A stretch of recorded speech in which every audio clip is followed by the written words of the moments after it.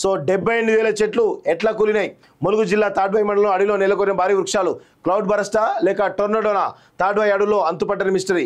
IMD NRSC సైంటిస్టుల సాయం కోరిన అటవీ శాఖ. 1-2 రోజుల రానున్న టీమ్స్ విచారణ గాల్చిన మంత్రి సీతక్క. దేశంలో మొదటిసారి పీసీసీఎఫ్ డోబ్రియాల్ అంటూ చూస్తూ ఉన్నాం. ఒకసారి దీని గురించి కూడా క్లియర్ చూద్దాం. చాలా ఇంట్రెస్టింగ్ న్యూస్. ప్లస్ అది అంత పెద్ద ఎత్తున ఏ విధంగా అంటే అంత పెద్ద ఎత్తున చెట్లు కూలిపోవడం ఏ విధంగా జరిగిందో అది చాలా క్లియర్గా మనకు తెలియాల్సిన అవసరం అయితే ఉంది.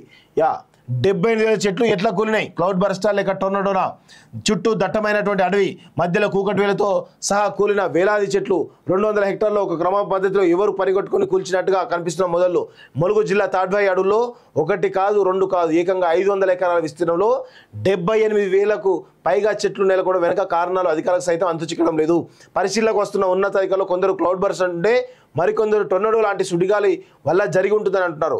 5 రోజుల క్రితం జరిగిన ఈ విధ్వంసం డ్రోన్ కెమెరాల ద్వారా బయటపడింది. ఇంత పెద్ద సంఖ్యలో చెట్లు కూలడం వెనక రహస్యాన్ని ఛేదించేందుకు ఫారెస్ట్ డిపార్ట్మెంట్ రంగంలో దిగింది. వాతావరణ శాఖ నేషనల్ రిమోట్ సెన్సింగ్ సెంటర్ సైంటిస్టుల సాయం కోరింది. ఇప్పటికే టెస్టుల కోసం అక్కడి మట్టిని ల్యాబ్ పంపించారు. ఐఎండి ఎన్ఆర్ఎస్సి టీమ్స్ 1-2 రోజుల్లో తాడ్వాయి అడవులకు వచ్చి శాస్త్రీయంగా అధ్యయనం చేరున్నాయి. గాలి దుమారంతో భారీ వర్షం, సో వాటితోటి ఏమైనా అయిందా అనేది కూడా చాలా రకాల అనుమానాలు అయితే తెలుస్తూ ఉంది. క్లౌడ్ బర్స్ట్ కావచ్చు, చెట్లు కూలడానికి క్లౌడ్ బర్స్ట్ కారణం అయి ఉండవచ్చు. నా 35 ఏళ్ల సర్వీస్లో ఇలాంటి ఘటన చూడలేదు. హిమాచల్ ప్రదేశ్, ఉత్తరాఖండ్ వంటి ప్రదేశాల్లో మేఘాలు కిందికి వచ్చి ఒకేసారి బలమైనటువంటి గాలులు ఇచ్చి వానలు కురుస్తాయి. ఇక్కడ అలాగే జరిగింది అనుకుంటాం.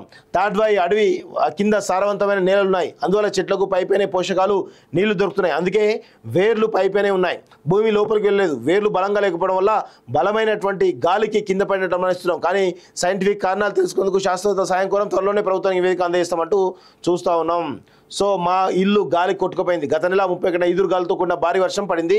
రాత్రి 7 గంటల సమయంలో సుడిగాలకు మా ఇంటి పైకప్పు ఎగిరిపోయింది. రాత్రంతా బయటికి రాకుండా బిక్కుబిక్కుమంటూ గడిపినాం. తెల్లారి లేచి చూసరికి మా పక్కనే ఉన్న అడవిలో చెట్లన్నీ కూలిపోయినాయి. మాతో పాటు మా ఊళ్ళో ఉన్న ఈసం ఎల్లయ్య, ఈసం లక్ష్మి తదితరులు కూడా చెందిన 16 ఇళ్ల పైకప్పులు కూడా కొట్టుకుపోయాయంటూ అక్కడ తాడ్వాయి మండలంలో ఉన్నటువంటి గ్రామస్తులు చెప్తున్నటువంటి విషయం. నిజంగా ఇది చాలా దారుణాతి దారుణమైనటువంటి విషయం. ఎందుకంటే 78,000 చెట్లు, 500 ఎకరాల్లో ఉన్నటువంటి 78,000 చెట్లు ఏ విధంగా నేలమట్టం అవుతాయి? ఇది చాలా కాన్స్పిరసీ కనబడతా ఉంది కదా. సో దీనిపైన ఇంకా చాలా పెద్ద క్లౌడ్ బరస్టా లేకపోతే టొర్నడోనా ఇంకేమైనా ఉన్నాయా కారణాలు కూడా తెలియాల్సి ఉంది. చాలా చాలా ఇంట్రెస్టింగ్ కనబడుతుంది. ప్లస్ అదేవిధంగా ఇది ప్రకృతి వైపరీత్యాలకు, రాబోయే భారీ ప్రకృతి వైపరీత్యాలకు ఇది ఏమైనా సిగ్నల్ ఇస్తుందా అనేది కూడా మనం తెలుసుకోవాల్సిన అవసరం అయితే ఉంది మిత్రులారా.